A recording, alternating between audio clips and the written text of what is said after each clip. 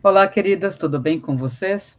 Bem, na aula de hoje, como é uma aula prática, eu resolvi gravar essa instrução aí para auxiliá-las aí na compreensão da atividade que faremos. Uma aula voltada para o ensino de geografia, e a primeira coisa que eu falei, já até tinha mencionado, não é? É a questão da paisagem propriamente dita, não é? O que é a paisagem? Então, essa é a primeira coisa que fica aí para pensarmos. Paisagem é tudo aquilo que nós vemos, tudo aquilo que a vista alcança, não apenas formada de volumes, mas também de cores, movimentos, odores, sons e etc. Então, no modo geral, a paisagem é tudo o que percebemos no ambiente em que observamos, né?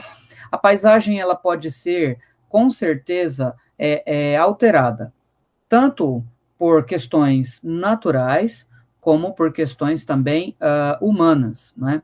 Então, importante para vocês é saber que essa alteração da paisagem, ela serve para adaptar o ser humano, aliás, adaptar o espaço para a vivência, né, para a vida e sobrevida do ser humano, dos seres humanos no modo geral, né? É lógico que existem algumas perguntas que nós devemos fazer ao observar as paisagens, e a primeira delas é por que essas paisagens se transformam ao longo do tempo. Você percebe que por muito tempo não houve necessidade de fazer vias que fossem extremamente planas e lisas, não é? Porque o meio de transporte não precisava de tudo aquilo, né? Mas com o passar do tempo, as vias precisavam ser lisas, planas, não é? E sinalizadas. E isso é a transformação constante da paisagem. Quais as relações estabelecidas entre as paisagens naturais e humanizadas? Então, uma coisa importante, a gente já estudou na aula passada, mas eu vou retomar, a paisagem natural é aquela que não teve a mão do homem, não é? E a paisagem humanizada é aquela que, de alguma maneira, já teve a mão humana ali atuando. Então, por exemplo, uma pastagem, no geral, né, um prado, uma planície muito plana mesmo, né, ela já serve automaticamente para os rebanhos. Só que, como nós temos a prática da agricultura, essa paisagem foi sim uma paisagem humanizada. No geral, as paisagens usadas, os espaços usados para pastagens, por exemplo, já são paisagens humanizadas, o que significa que foram alterados pela ação humana. Paisagens naturais são aquelas ilhas paradisíacas que não há nenhum tipo de construção, ou mesmo aquelas florestas virgens em que ainda não houve nenhum tipo de habitação. Outra pergunta fundamental é de que forma o conceito de paisagem auxilia o aluno à compreensão da leitura e interpretação de mundo.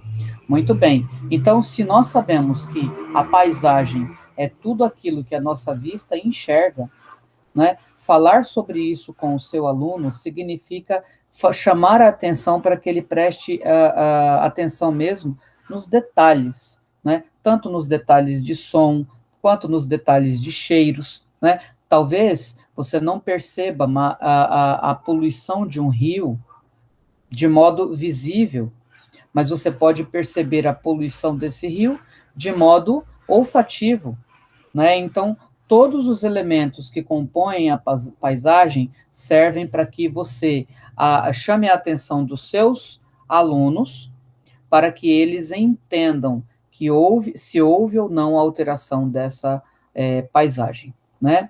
Então, a leitura e a escrita que o aluno faz da paisagem estão, sem dúvida, carregados de fatores culturais, psicológicos e ideológicos. Isso é uma certeza, né? Fatores culturais, com certeza. Existem paisagens que o aluno vai olhar e dizer assim: nossa, é muito bonito, enquanto outro aluno já não vai gostar tanto, né? Alunos que são mais afeiçoados, né? E até nós mesmas, que somos mais afeiçoadas a, por exemplo, a paisagem mais natural ou uma paisagem metropolitana, né? Então, nós vamos gostar de coisas diferentes. E isso, é claro, tem aspectos psicológicos, tem aspectos ideológicos envolvidos. Para ler e escrever sobre um local de vivência é mais do que uma técnica de leitura. É compreender as relações que existem entre os fenômenos analisados, caracterizando o letramento geográfico com base nas noções cartográficas. E aí nós vamos entrar um pouco aí até na questão da cartografia. Apresentar mapas para os alunos, não para que eles decorem aqueles espaços, decorem capitais, decorem, não é para decorar nada, mas é para que ele aprenda, assim como nós falamos na aula anterior sobre a compreensão do clima por meio de um mapa mundi ou por meio de um globo terrestre, né? Assim também você deveria fazer com o seu aluno, de modo que ele olhasse os mapas não para que para que decorasse cada parte daquele mapa, mas para que ele compreendesse a dinâmica que envolve aquele mapa. É claro que por trás de uma paisagem existe uma dinâmica particular que a determina, que a constrói e que a mantém com determinada aparência, né? Então nós precisamos ir além das aparências. E uma coisa importantíssima, naquele slide que mostra o Cristo Redentor, é ali naquele slide que você vai perceber como a geografia amplia o olhar das pessoas, né? Aquele slide do Cristo Redentor, quero que você acompanhe aí depois, mas ele vai mostrar o seguinte: primeiro, uma foto que parece até uma foto de turista, né? É uma foto tranquila, que tem ali o Cristo Redentor, tem uma comunidade aqui, uma comunidade ali, uma formação rochosa aqui. Então, essa fotografia parece apenas uma fotografia de turista. Porém, se você passar para a fotografia posterior, em que eu coloquei ali como a geografia pode abrir os nossos olhos para qualquer tipo de paisagem, você vai perceber que em uma paisagem conta o clima, você pode analisar com os alunos a questão climática, a questão geológica, com a formação rochosa, por exemplo, a geomorfologia, que é justamente o recorte entre o mar e a terra, né, que forma essa geomorfologia. Você pode fazer estudos sobre a vegetação, os tipos de solo que existem naquela região, pode fazer um aspecto, né, uma leitura histórica e até política sobre os monumentos, por exemplo, contidos naquela paisagem, como é o caso do Cristo Redentor. Por que justamente uma figura do cristianismo? Por que não uma figura, por exemplo, do budismo? Por que não uma figura, por exemplo, do hinduísmo? Né? Então, um fator político, um fator histórico por trás dos monumentos, né? A questão da urbanização, a gente percebe que o Cristo está de costas para uma enorme população que está ali amontoada em morros, né?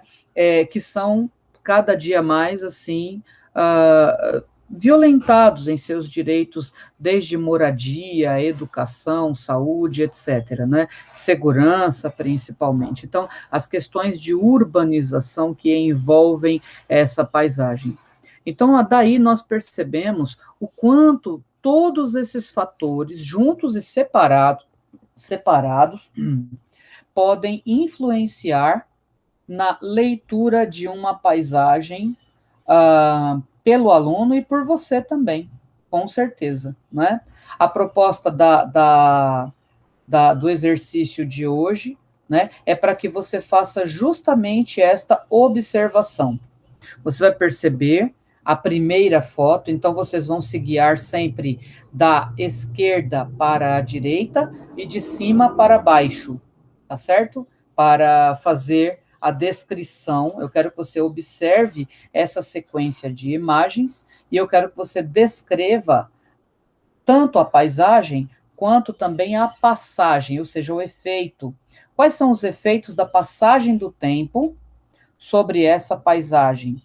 mudou, não mudou, né? Você pode falar da questão climática, você pode falar da questão do meio ambiente, você pode falar da questão da empregabilidade, você pode falar de diversas questões, porque são todas questões voltadas para a história, mas também e principalmente para a geografia.